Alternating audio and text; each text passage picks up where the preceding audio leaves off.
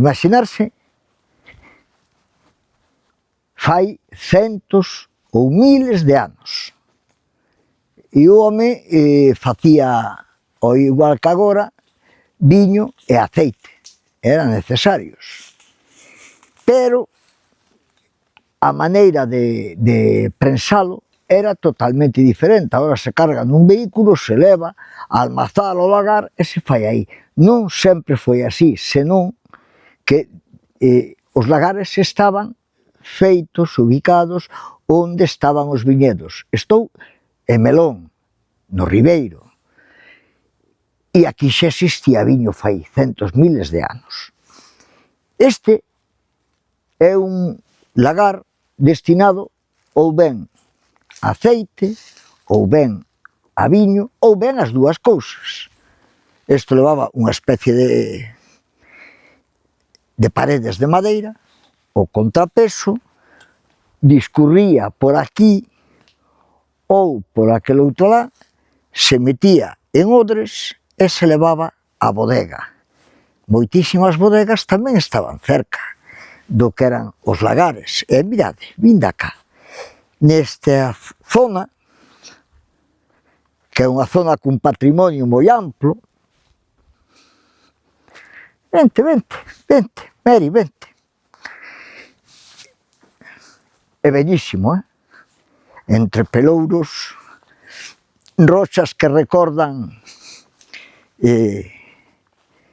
figuras, e lóxicamente te levan a ese mundo da maxia, da nosa maxia galega, entre elas, bueno, posiblemente nesta zona que estuve no seu día houve un asentamiento humano, hoxe está moito máis abaixo, unha distancia considerable, 1 quilómetro e pico, casi 2, montaña abaixo, pero aquí houve un asentamento humano, porque se ve ademais por pedras e isto de edificacións de tempo, non?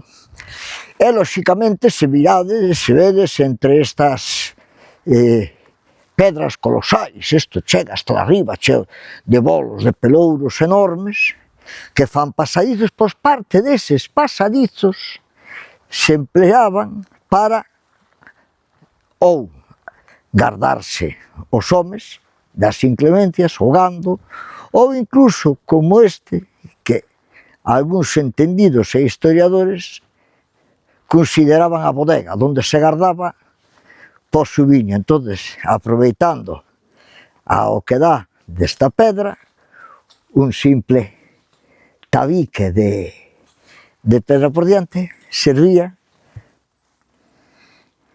verdad, para guardar o viño, dice. Non sei se servirían, o que estou alucinado de poder disfrutar deste entorno, porque isto é o que fai que sexamos unha raza un tanto particular. Ata logo, poñedlle me gusta se vos apetece, se queredes, grazas.